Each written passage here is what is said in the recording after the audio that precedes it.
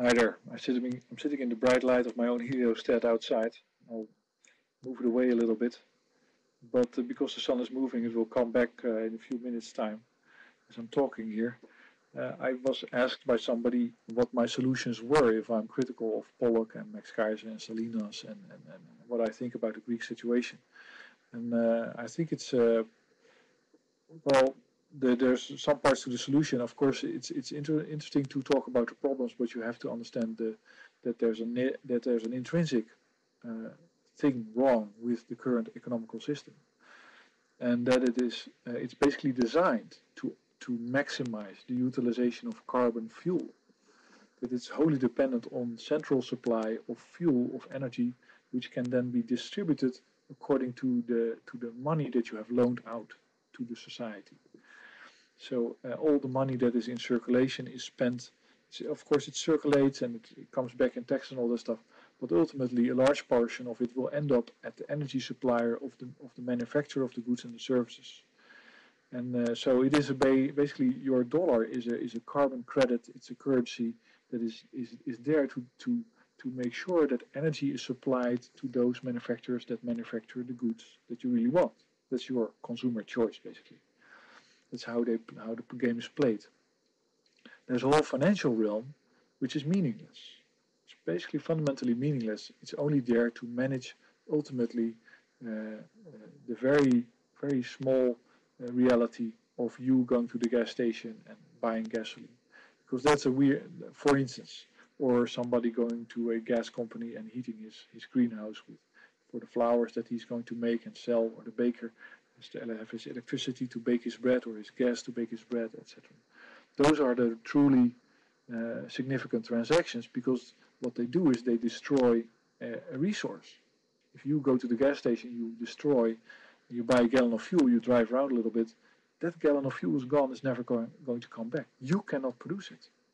It's a very strange transaction if you think about it, because you can buy something for a reasonable price that you cannot make, that nobody can make. And that's basically because let's say in the beginning of the 20th century, people thought, well, okay, we have this abundance of fossil fuel. What we're going to do with it? Well, we have made to make people uh, buy it, of course, and then they can manufacture with it. But you were a gold standard. People don't have any money. So what you do, you extend credit before people have the money to spend to buy stuff. You extend credit. You create debt. You have to, because otherwise you cannot sell the abundance of fossil fuels that you have. So the whole economic system is basically built around that desire to give people fossil fuel so they can use it in their manufacturing process and etc. And then you create growth, which is not growth of organic growth, but it's simply a term to confuse people because they think there's something organic there. It's not. It's simply more gasoline motors being able to do more work, so you can produce more goods that can be, let's say, driven around, transported logistically by more people, and then destroyed by more people. But you have the source, you have the fossil fuel energy, so you just create the money, you get the margin, you get the margin. The whole debt structure that's talked about is there to tune that system. That's the carbon credit system. It's a little bit, I think, a longer story, but that's basically what you're looking at, and that's obsolete. It's wrong. It's going crazy because the carbon supply is dwindling. There's simply not too much left anymore accessible, and that's all over the news. Everybody knows that, but people don't make the connection between the fact that your money always has to be able to buy carbon. But the only way that they decided to manage that or can manage it is by reducing your access to money. So you get less money, so you can spend less money on carbon fuels, so you don't notice that it's not there. See, that's the trick. So you don't have money to drive around in your car, so you won't go to the gas station. So the gas station sees less customers, but that's a good thing because it only had like half of the fuel, and you can see it in the graph. You can see the fuel supply to the U.S. has been dropping significantly to the U.S.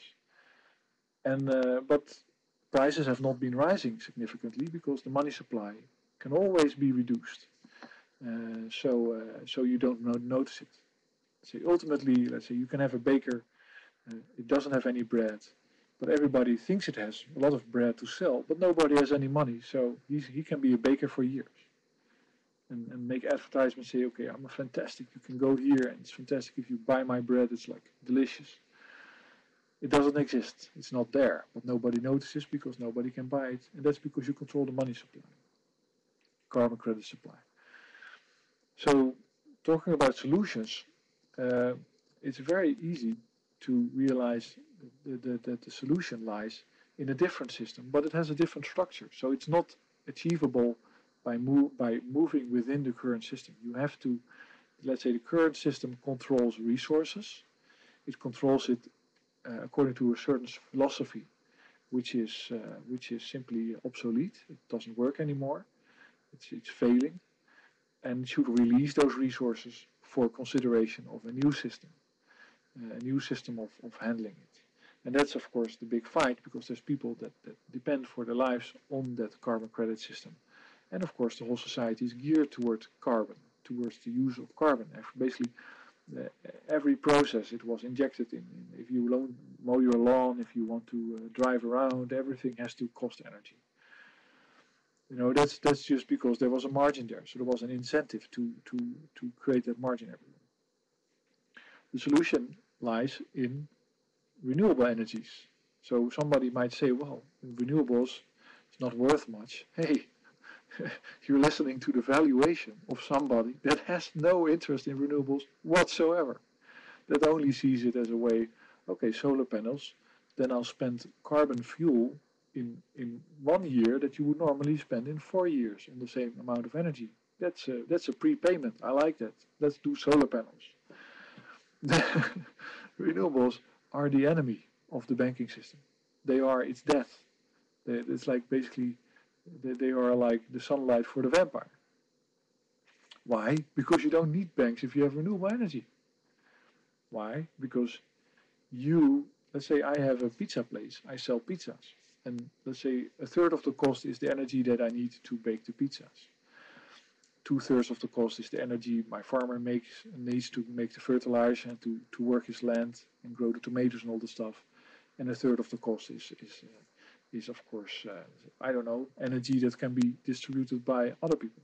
But anyway, a third of it is the energy that I need for my pizzas. If I create the energy myself because I have solar panels or solar thermal oven, which is of course a very good idea, for instance, in the warmer states, then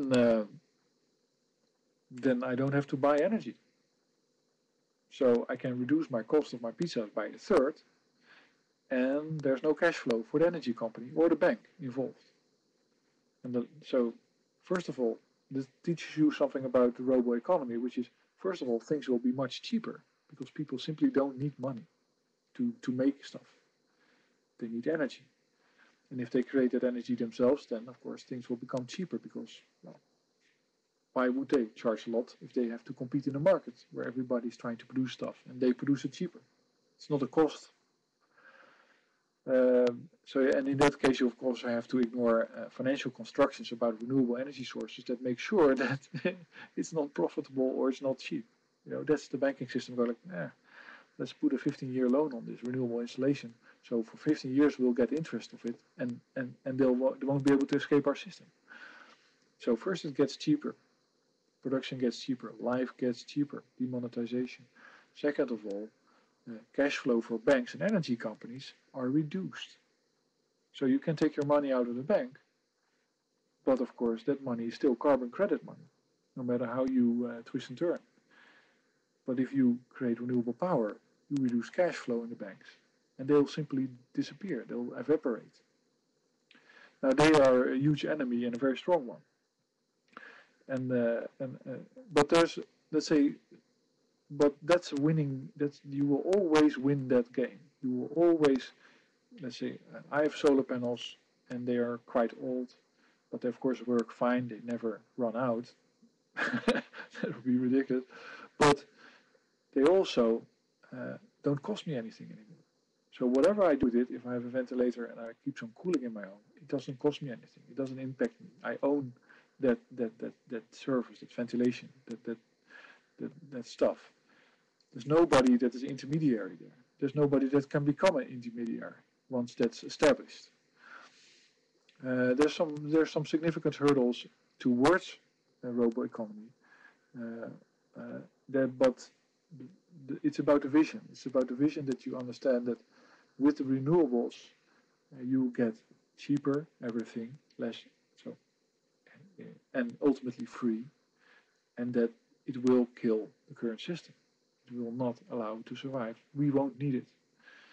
Um, but so so but in the short term, there's another problem, and I'm also talking about that, and that is that we live in a mentality that, for instance, is being conditioned by Pollock and Max. Of course, they talk. They simply talk out of a concern that I think we shouldn't ignore. Should 100% ignore. You could have. That's just, and I don't think that the military and the armies and whoever is trying to make people survive, which is the job of the armies, uh, disagrees with me. They know that, of course, if you have a carbon credit economy, then the ultimate arbiter of that is the U.S. military. If you want to get rid of that and make people survive without it, then the U.S. military would not object to it. There are lots of traders in the U.S. military and intermediaries there. They would object to it. But once they see that there's no harm in basing your life on renewables, there's only good that come from that, why would they object? But you have to give them a piece of the pie. The big problem is, of course, that people are disowned, they consider themselves in debt, and they have a whole mindset which is about trying to respect the system, to live in the system. And why is that? Well, because the system owns their soul. That's the key to understanding that. It's basically the beauty is in the system, in the carbon credit system, and you've been conditioned to crave that beauty, to crave that freedom. So I spoke to somebody yesterday, a very poor woman, which is not her own fault, but somebody else was in debt, and basically she died and it was robbed off on her. But she doesn't leave her house because it's too expensive to use public transportation, and she doesn't like to ride a bicycle. That's poverty. It's not poverty because she doesn't have money, but she doesn't have a good life. And you can go on like that, and people are put in a psychological state, and that has to do with the soul. So you have to rebuild that. That's a very important aspect of it. And what do I mean by that is that you have to start loving yourself again. It's about, like, sounds weird, sounds very soft and very vague, but that's the key to it. Forgive yourself, you don't blame yourself, and take care of yourself, and take care of others that are close and real. I think that ultimately, if you want to build the soul in a solid, untouchable way, you have to be empirical. You have to be, you have to see what you believe. You don't believe what you don't see. So financial crisis, I don't see a financial crisis. I see an energy crisis, etc. So you have to be empirical, and you have to start with yourself first. Rebuild your strength.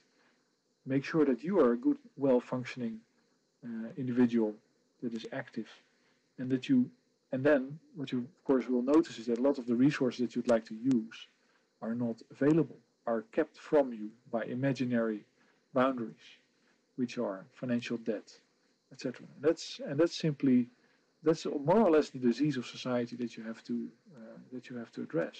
You cannot do that on your own, so that's why you have to have, or you can try to do it on your own, but it's not easy. But that's why you have to rebuild that soul. You have to rebuild the fact that you enjoy life, you find pleasure, and you find enjoyment, and you see beauty, without having to depend on money, for instance. It doesn't mean that you have to go all beatnik. On the contrary, you have to simply try to, and that's a little bit vague. I completely agree with that, but that's because it's about the soft side of life. It's about the side that actually keeps us alive. It's the side that is the meaning of life, which is, let's say, the meaning of humanity. And that's more or less the enemy of the carbon credit system, because the carbon credit system is about the meaning of the machine. The machine is more important than humans. Anyway, I'm not sure whether I'm running over my limit now. I sure hope not. Well, the clock keeps going. But uh, I'm trying to get my hardware here, my computer and all the stuff going again to make a nice presentation about it. There is a lot of technology that we're not using at the moment that can definitely help. And I've of course been talking about the glass revolution, so melting glass in order to build using solar thermal energy. It's very easy. The previous video about this what's it called, target aligned heliostat. It's a very cheap thing, produces 200 watts of energy, which are after you bolt that stuff, and I bought the mirrors a few years ago. Is relatively cheap, of course. You don't have to buy fuel anymore. You have your solar installation. I can go on for that for a long time, and about the other aspects of the robo economy. There should be, and it's more, you know, another point of it that I think I'll just finish with is that you have to present a vision to people that is beautiful, that is attractive, that is like not like Las Vegas, because that's of course, but like a little bit like an El Dorado. And the nice thing is it's achievable. It's not an illusion. Uh, so rather than being very happy that you are in the highest building of a Tokyo hotel with all the amenities, you might be more happy if you simply talk about a world where you are not, where you have the same luxury, where you can have your Tokyo hotel, but you're not destroying the planet and you're not destroying life. You're actually also, as a side hobby, which I think is the most natural hobby of mankind, are fostering life.